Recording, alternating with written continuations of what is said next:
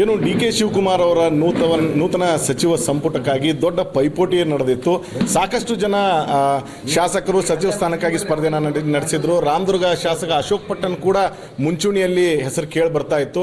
ಆದರೆ ಕೊನೆ ಹಂತದಲ್ಲಿ ಅಶೋಕ್ ಪಟ್ಟಣ್ ಅವರಿಗೆ ಸಚಿವ ಸ್ಥಾನ ಕೈ ತಪ್ಪಿರೋ ಹಿನ್ನೆಲೆ ಅಶೋಕ್ ಪಟ್ಟಣ್ ಅವರು ಅಸಮಾಧಾನಗೊಂಡಿದ್ದಾರೆ ಅನ್ನುವಂಥ ಮಾತುಗಳು ಕೇಳಿ ಬರ್ತಾ ಇದ್ದಾವೆ. ಹೀಗಾಗಿ ಇವತ್ತು ಈ ವಿಷಯವನ್ನು ಸ್ಪಷ್ಟಪಡಿಸಲಿಕ್ಕೆ ಸ್ವತಃ ಅಶೋಕ್ ಪಟ್ಟಣ್ ಅವರು ನಮ್ಮ ಜೊತೆ ಇದ್ದಾರೆ. ಅವ್ರ ಜೊತೆ ಮಾತಾಡುವಂಥ ಪ್ರಯತ್ನವನ್ನು ಮಾಡ್ತೇನೆ.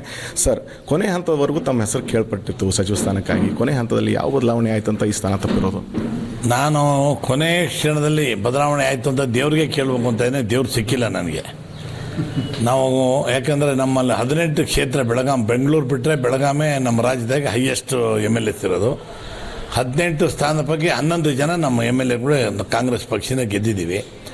ಆದ್ದರಿಂದ ನಮಗೆ 100% ಕೊಟ್ಟೇ ಕೊಡ್ತಾರೆ ಅಂತ ಕೊನೆಯ ಹಂತದವರು ನನಗೆ ಆಸೆ ಇತ್ತು. ನಾವು 18 ಸ್ಥಾನದಾಗ 11 ಜನ MLAಗಳು ಗೆದ್ದಿದ್ದೀವಿ. ನಮಗೆ 100% 3 ಜನ ಆಗಲೇಬೇಕಾಯಿತು. 2 ಕೊಟ್ಟಿದ್ದಾರೆ. ಕೊಪ್ಪಳದಾಗೆ ಇರೋದೇ 3 ಜನ MLAಗಳು, ಕ್ಷೇತ್ರ ಇರೋದೇ 3. ಅಲ್ಲಿ 3 ಜನದಾಗೆ 2 ಕೊಟ್ಟಿದ್ದಾರೆ. ಮಂಡ್ಯ ಒಳಗೆ 2 ಕೊಟ್ಟಿದ್ದಾರೆ. ಹಾಗೆ ಬೇರೆ ಬೇರೆ ಕಡೆ ಎಲ್ಲನೂ ಈ ಥರ ಡಬಲು ಎಲ್ಲ ಕೊಟ್ಟು ನಮ್ಮ ಜಿಲ್ಲೆಗೆ ಭಾಳ ಕಮ್ಮಿ ಆಯಿತು. ಯಾವ ಕಾರಣ ಅಂತ ನನಗೆ ಗೊತ್ತಾಗ್ತಾ ಇಲ್ಲ. ಯಾವ ಕಾರಣದಿಂದ ನನಗೆ ಬಿಟ್ಟರು ಗೊತ್ತಾಗ್ತಾ ಇಲ್ಲ.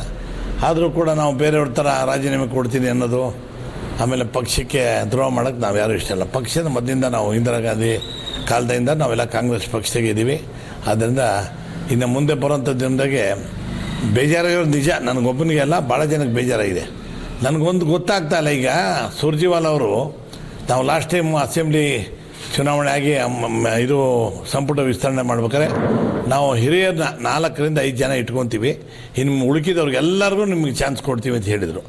ಬಟ್ ಆದರೆ ಒಂದು ಸುಮಾರು ಈಗ ಈ ಕ್ಯಾಬಿನೆಟಿಗೆ 20 ಜನ ಹಳಬರೇ ಇದ್ದಾರೆ.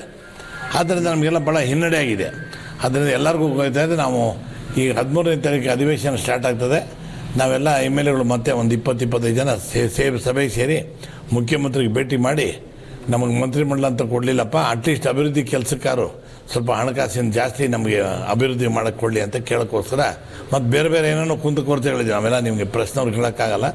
ಬೇರೆ ಬೇರೆ ಕುಂದುಕೊರತೆಗಳು ನಮ್ಗೆ ಏನೇನು ಅನ್ಯಾಯ ಆಗಿದೆ, ಯಾರ್ಯಾರು ಮಾಡಿದ್ದಾರೆ ಅಂತೆಲ್ಲ ಸ್ವಲ್ಪ ಕೂಲಂಕಷವಾಗಿ ಅವ್ರ ಜೊತೆ ಚರ್ಚೆ ಮಾಡಿ ಮುಂದುವರಿಬೇಕು ಅಂತ ನಾವು ಡಿಸೈಡ್ ಮಾಡಿದ್ವಿ. ಈ ಬಣಗಳ ಬಡದಾಟಗಳಲ್ಲಿ ಶಾಸಕ ಪಟ್ಟಣ್ ಅವರಿಗೆ ಹಿನ್ನಡೆ ಆಯ್ತಾ?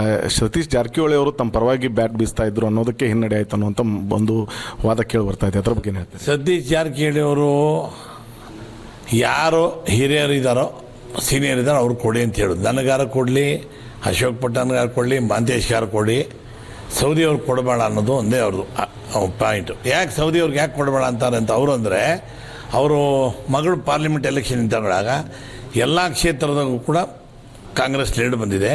ಸೌದಿಯವ್ರ ಕ್ಷೇತ್ರದಾಗ ಮಾತ್ರ ಮೈನಸ್ ಆಯಿತು. ಅದರಿಂದ ನೀವು ಪಕ್ಷಕ್ಕೆ ನಾವು ನಮ್ಮ ಮಗಳಿಗೆ ವಿರುದ್ಧ ಮಾಡಿದ್ದೀರಾ, ಆದ್ದರಿಂದ ನಿಮಗೆ ನಾನು ಸಪೋರ್ಟ್ ಮಾಡಲ್ಲ ಅಂಥೇಳಿ ಆ ಥರ ಅವರು ಮಾಡಿದ್ದಾರೆ ಅಷ್ಟೇ, ಬೇರೆ ಏನಿಲ್ಲ.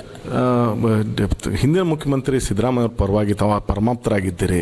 ಹೀಗಾಗಿ ಸಿದ್ದರಾಮಯ್ಯ ಬಣವನ್ನು ಒತ್ತಿಕಬೇಕು ಅಂತ ಏನಾದರೂ ಒಂದು ಕಾರ್ಯ ನಡೀತಾ ಇದೆ ಅಂತ? ಸಿದ್ದರಾಮಯ್ಯ ಅವ್ರ ಜೊತೆ ನಾವು ಇದ್ದಿದ್ದು ನಿಜ, ಮುಂದೆನೂ ಇರ್ತೀವಿ. ಶಿವಕುಮಾರ್ ಜೊತೆನೂ ಇರ್ತೀವಿ, ಅವ್ರ ಜೊತೆ ಪಕ್ಷದ CM ಆದಮೇಲೆ ಅವ್ರ ಜೊತೆ ಇರಲೇಬೇಕಾಗ್ತದೆ. ನಮಗೆ ಒಳ್ಳೆ ಬಾಂಧವ್ಯ ಇದೆ ಸಿದ್ದರಾಮಯ್ಯ ಅವ್ರ ಜೊತೆ. ಆದ್ದರಿಂದ ನಾವು ಅವ್ರ ಜೊತೆ ಇದ್ವಿ. ಅವ್ರ ಜೊತೆ ಇದ್ದೀವಿ ಅಂತ ಏನೂ ಹಿನ್ನಡೆ ಏನಾಗಿಲ್ಲ. ಪಕ್ಷದಾಗೆ ಜಾತಿ ಉಪಜಾತಿ ಇದು ಬಂದು ನನಗೆ ಸ್ವಲ್ಪ ಹಿನ್ನಡೆ ಆಗಿದೆ. ಅನೇಕ ಬಾರಿ ತಮಗೆ ಹಿನ್ನಡೆ ಆಗಿದೆ. ಮುಂದಿನ ನಡೆ ಏನಿರ್ಬೋದು ಸರ್ ತಮ್ಮದು? ಮುಂದಿನ ನಡೆ ನೋಡ್ಬೇಕು. ಮುಂದೆ ಎಲ್ಲ ಭಾಳ ಜನ ನಮ್ಮೆಲ್ಲ MLAಗಳ ಕೂತ್ಕೊಂಡು ಯೋಚನೆ ಮಾಡಿ ಒಂದೇನೋ ನಿರ್ಣಯ ಮಾಡಬೇಕು ಅಂತ ನಾವು ಡಿಸೈಡ್ ಮಾಡಿ. ಏನು ನಿರ್ಣಯ ಅಂತ ಇನ್ನೂ ಗೊತ್ತಿಲ್ಲ. ನಾವೆಲ್ಲ ಕೂತ್ಕೊಂಡು ಮಾತಾಡಿ ಆಮೇಲೆ ಡಿಸೈಡ್ ಮಾಡ್ತೀವಿ. ಇದು ಶಾಸಕ ಅಶೋಕ್ ಪಟ್ಟಣ್ ಅವರ ಮಾತುಗಳು. ಯಾವತ್ತೂ ನಾನು ಪಕ್ಷಕ್ಕೆ ನಿಷ್ಠೆಯಿಂದ ಇರ್ತೇನೆ, ಮುಂದಿನ ನಡೆ ಎಲ್ಲ ಶಾಸಕರ ಜೊತೆ ಮಾತುಕತೆ ನಡೆಸಿದ ನಂತರ ತಿಳಿಸ್ತೇನೆ ಅಂತನ್ನುವಂಥ ಮಾತುಗಳನ್ನ ಹೇಳಿದ್ದಾರೆ. ಕ್ಯಾಮ್ರಾ ಪರ್ಸನ್ ಮಾರುತಿ ಜೊತೆ ವಿಜಯ ನಾಯಕ್, ರಾಜ್ ನ್ಯೂಸ್ ಕನ್ನಡ, ಬೆಳಗಾವಿ.